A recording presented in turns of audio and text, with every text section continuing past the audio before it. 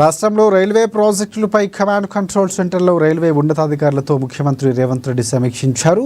హాజరైన MP Kadiyam Kavya, CM సలహాదారు వేం నరేందర్ రెడ్డి, ప్రభుత్వ ప్రధాన కార్యదర్శి రామకృష్ణారావు తదితరులు ఉన్నతాధికారులు ఉన్నారు.